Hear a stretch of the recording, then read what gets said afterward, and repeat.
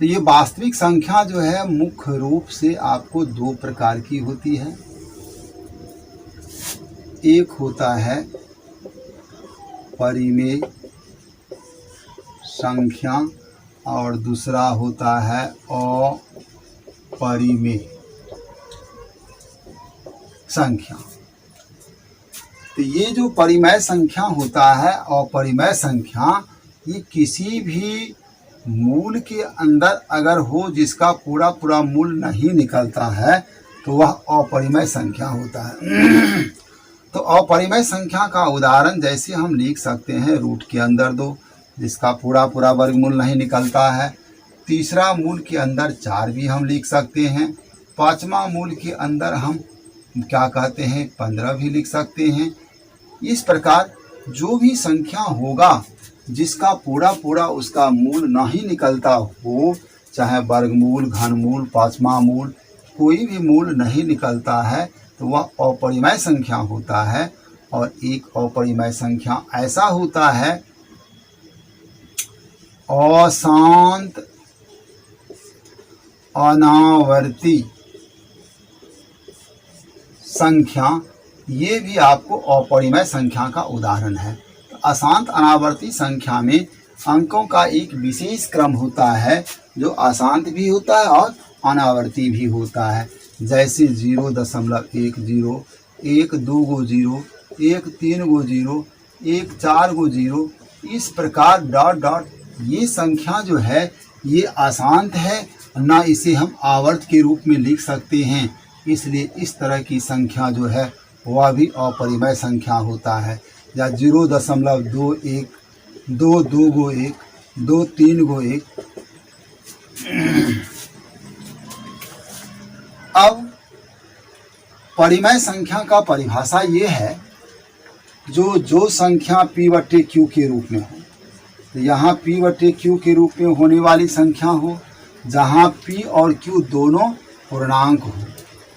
p तथा q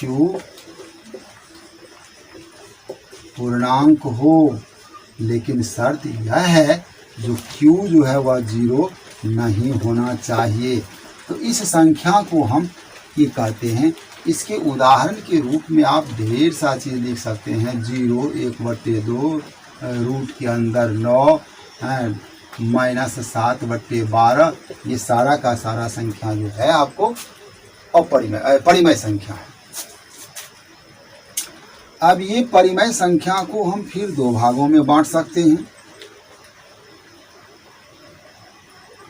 एक होता है शांत और दूसरा होता है अशांत।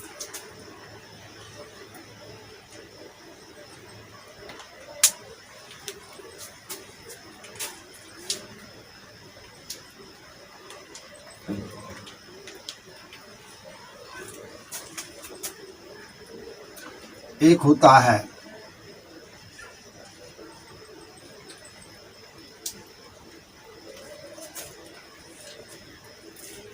पूर्णांक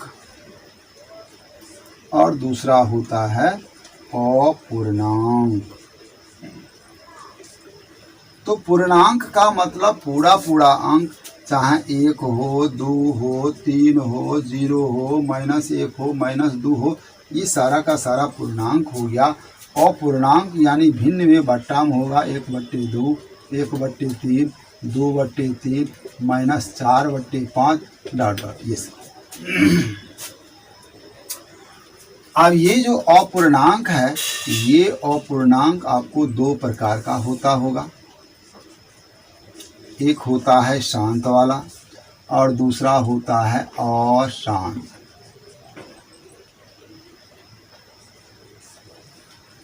तो शांत वाला वह होता है जो अंश को हर से विभाजित करने पर वह दशमलव के बाद भी पूरा पूरा कट जाता है, तो वो होता है शांत। और जो नहीं करता है, आवर्त के रूप में आता है, वह होता है अशांत। तो इस तरह हम शांत और अशांत पहचान कर सकते हैं। इस तरह की संख्या जो है ये आपको जो है सो हो जाएगा अशांत वाला। गलती लिखे हम, अशांत को उसमें डालना था, यानी इसमें -4/5, 1/2, 3/8 ये सब जो है आपको इसमें आ गया, इसमें 1/3 और 2/3 या 8/3 दे दें। ये सब का सब जो है सो आपको आसान हो रहा है। ऐसे भी पहचान किया जा सकता है, यानी शांत वह परिमेय संख्या होता है जिसके हर के अभाज्य गुणनखंड में 2 और 5 ही केवल होता है। 2 और 5 के अलावा अगर कोई होता है तो वह अशांत हो जाता है। इस प्रकार यह पूर्णांक जो है यह 2 प्रकार का हो जाएगा। एक हो जाएगा धन पूर्णांक और दूसरा हो जाएगा ऋण पूर्णांक।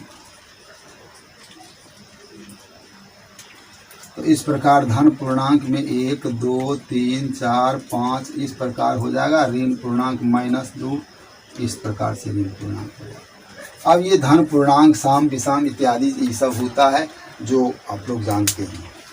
तो ये हो गया इसका, इसको लिख लेना है, ये पहचान करना था हमें।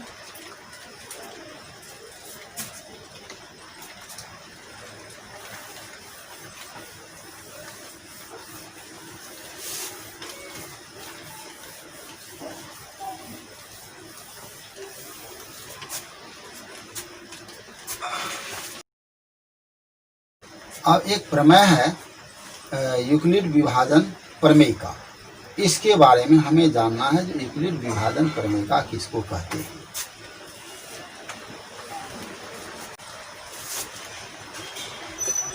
प्रमेय 1.1 यानी यूक्लिड विभाजन प्रमेय का। ये यूक्लिड विभाजन प्रमेय का क्या है? इसमें 2 धनात्मक पूर्णांक a और b ऐसा होना चाहिए, 2 धनात्मक पूर्णांक a तथा b ऐसा हो कि a बड़ा b से, तो a को b से भाग देने पर भागफल q तथा शेष फल r प्राप्त होता हो। तो भाज्य बराबर भाजक गुने भागफल प्लस शेष फल। तो ये जो है यूक्लिड विभाजन प्रमेय के द्वारा ही ये साबित हुआ है। जो भाज्य जो है वह भाजक गुणे भागफल जोड़ शेष के बराबर होता है। अर्थात अभी भाज्य के रूप में हमें a हुआ, क्योंकि a में भाग दिया जाता है b से, तो b हो गया भाजक के रूप में, और भागफल यहाँ q है तो q हो गया, और प्लस शेष हो गया इसका r। अब यहाँ ये शर्त है, ये r जो है r भाजक अर्थात b से ये r का मान जो है सो छोटा होना चाहिए।